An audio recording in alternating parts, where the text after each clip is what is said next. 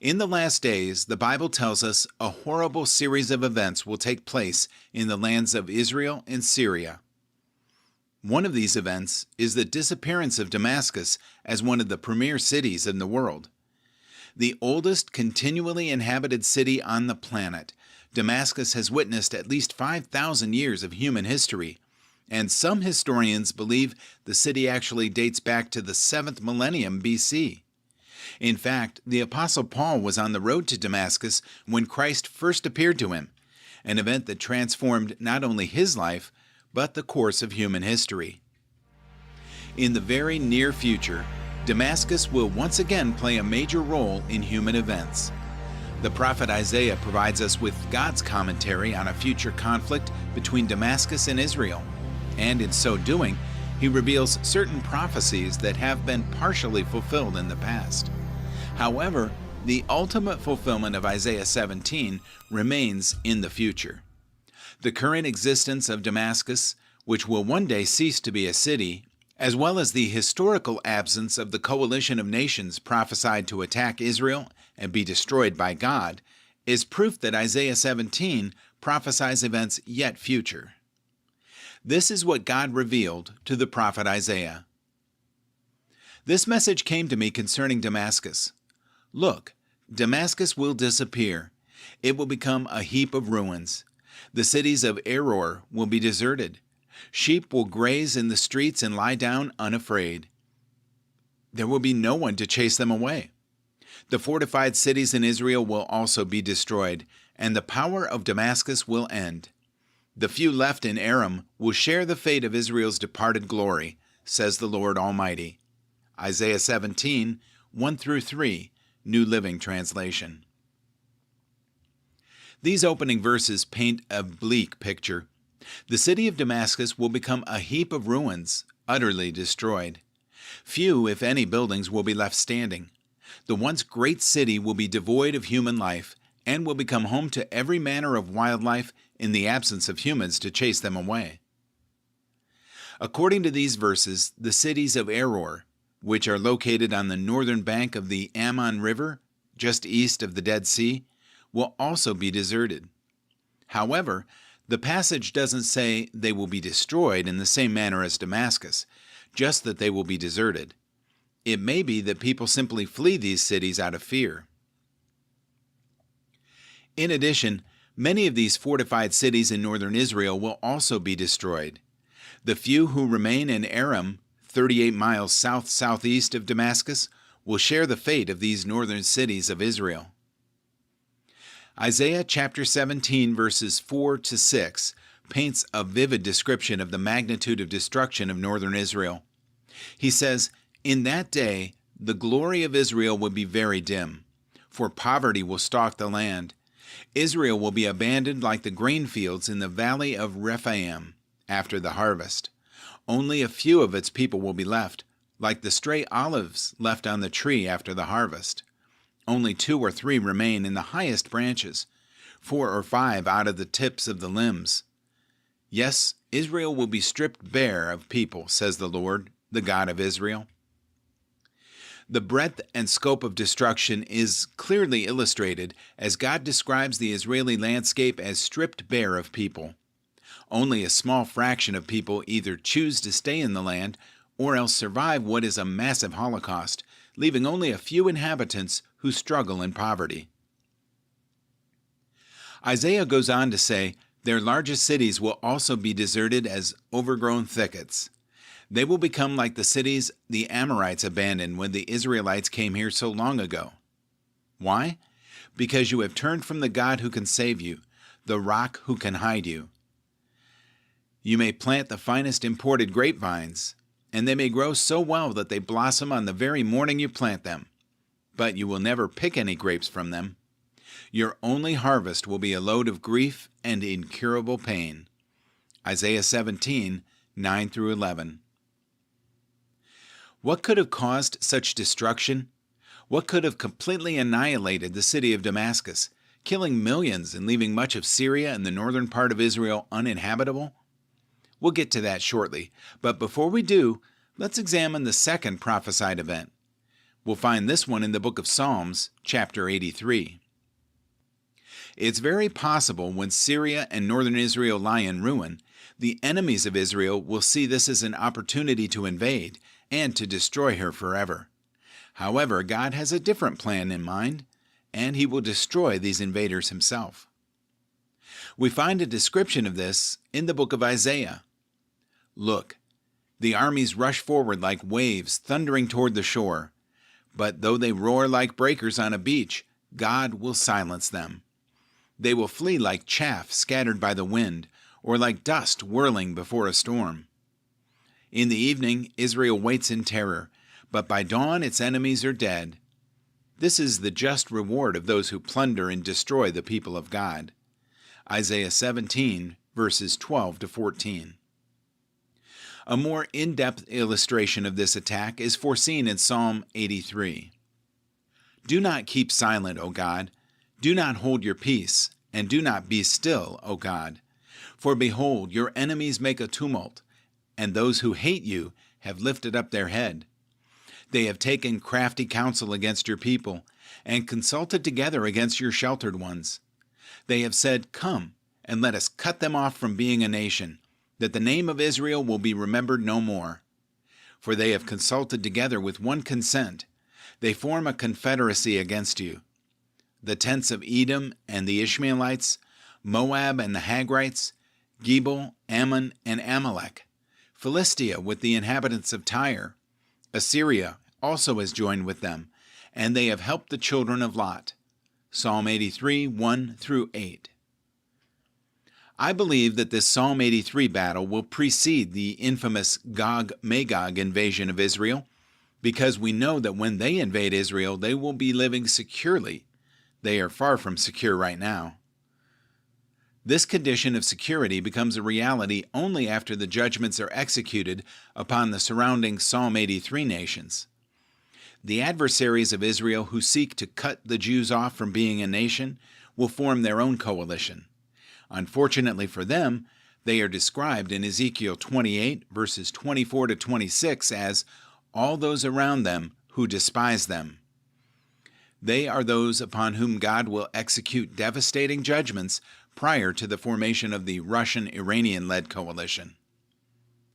At the conclusion of Psalm 83, Israel's conquest over the inner circle of the surrounding Arab populations of Palestinians, Syrians, Saudi Arabians, Egyptians, Lebanese, and Jordanians will see Israel's borders enlarged, prosperity increased, and national stature remarkably enhanced.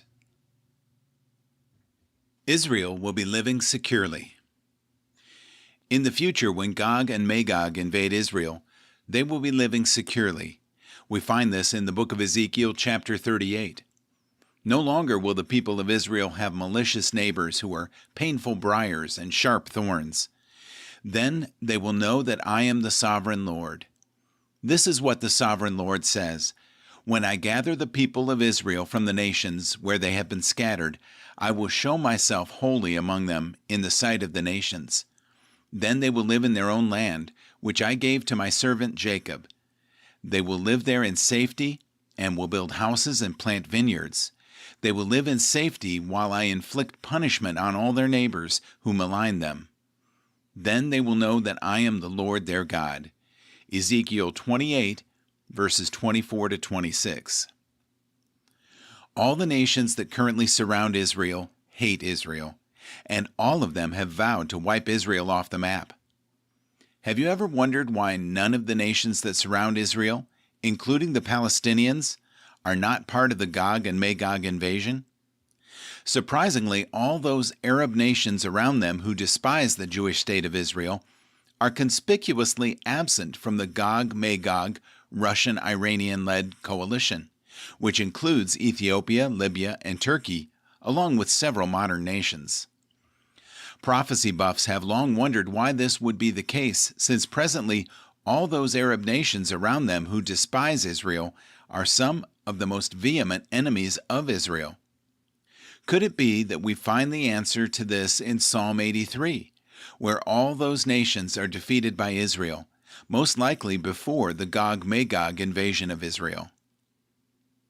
I believe that a Psalm 83 conflict must happen before there can be a Gog-Magog invasion of Israel. Here's why. Let's examine the prerequisites for Gog-Magog war. 1. Israel must be reestablished as a sovereign Jewish nation. 2. Israel must be living securely without walls, that is, militarily secure. 3. Israel must be living at peace in the Middle East. And 4. Israel must be one of, if not the richest nations on the earth. Ezekiel 38:10-12 tells us that at the time of the advancing Russian-Iranian-led coalition, Israel will be a people who dwell safely, all of them dwelling without walls. Israel will be a nation at peace in the Middle East. Let's compare the nations that make up the Psalm 83 battle and the Gog-Magog war. The Psalm 83 coalition: tents of Edom, that's descendants of Esau, Palestinian refugees and southern Jordanians. Ishmaelites are the Saudi Arabians. Moab equals Palestinian refugees and central Jordanians. Hagrites equals Egyptians. Gebal equals northern Lebanese. Ammon equals Palestinian refugees and northern Jordanians. Amalek equals Arabs south of Israel. Philistia equals Palestinian refugees and Hamas of the Gaza Strip. The inhabitants of Tyre are Hezbollah and southern Lebanese. Assyria equals Syrians, and perhaps northern Iraqis are included. And children of Lot are Moab and Ammon. Now the Gog-Magog coalition. Magog, Rosh, is Russia and the former Soviet republics. Persia equals Iran. Cush equals Sudan, Ethiopia, and possibly Eritrea. Put equals Libya, Algeria, and Tunisia. Gomer, Meshech, and Tubal equals Turkey, and possibly Germany and Austria. Beth Togarmah equals Turkey, Armenia, and the Turkish-speaking people of Asia Minor and Central Asia. This impending war in the Middle East will be a major and devastating war. The Arab Confederacy of Psalm 83 will be defeated and be destroyed by the army of Israel. Here are 3 of the many scriptures that describe that battle. But the days are coming, declares the Lord, when I will sound the battle cry against Rabbah of the Ammonites, Ammon and Jordan. It will become a mound of ruins, and its surrounding villages will be set on fire. Then Israel will drive out those who drove her out, says the Lord. Jeremiah 49, verse 2. Turn and flee, hide in deep caves, you who live in Dedan, Saudi Arabia, for I will bring disaster on Esau at the time I punish him, southern Jordan. Jeremiah 49, verse 8. Like a lion, the confederacy of Esau, coming up from Jordan's thickets to a rich pasture land, Israel, I will chase Edom from its lands in an instant. Who is the chosen one I will appoint for this? Who is like me, and who can challenge me? And what shepherd can stand against me? Jeremiah 49, verse 19. Israel's borders expand, the new Middle East. The Bible tells us that as a result of this massive military victory given to Israel from God, the face of the Middle East will drastically change. Israel will significantly increase in size. The tiny nation of Israel, as we currently know it, will soon encompass a major portion of the Middle East. The nations that form this Arab coalition fall, for the most part, within the scope of land from the covenant that God made with Abraham. At the end of this war, Israel's borders will reset to that of, or very close to, the borders that God established for Israel in a covenant with Abraham. On that day, the Lord made a covenant with Abram, saying, "To your descendants I have given this land, from the river of Egypt as far as the great river, the river Euphrates." Genesis 15:18. The south shall possess the mountains of Esau, southern Jordan, And the lowland shall possess Philistia, the Gaza Strip. They shall possess the fields of Ephraim and the fields of Samaria, the West Bank. Benjamin shall possess Gilead, West Bank and Golan Heights. Obadiah 1:19. The Negev will possess southern Jordan. The lowland of Judah will possess the Gaza Strip and the southern parts of the West Bank. Northern Israel will possess the northern part of the West Bank, the Golan Heights, much of northern Jordan, and southern Syria. Therefore, behold, the days are coming, says the Lord, that I will cause to be heard an alarm of war in Rabbah of the Ammonites. It shall be a desolate mound, and her villages shall be burned with fire. Then Israel shall take possession of his inheritance, says the Lord. Jeremiah 49, verse 2. Much of modern-day Jordan was once part of the inheritance of Israel.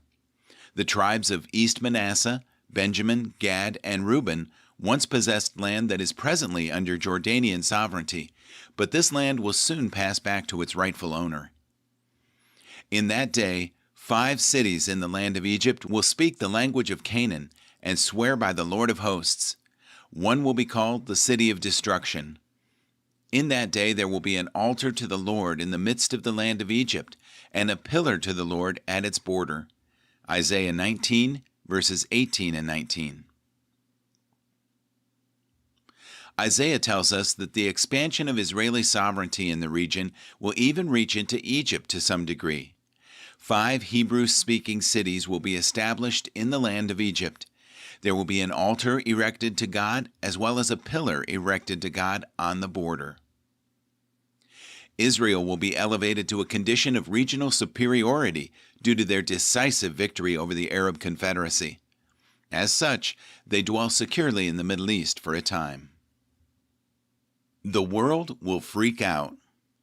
At the sound of their fall, the earth will tremble. Their cry will resound to the Red Sea. Jeremiah 49:21. Jeremiah says the earth shakes at the sound of their fall. This shows the magnitude of the effect that this war will have on the international community.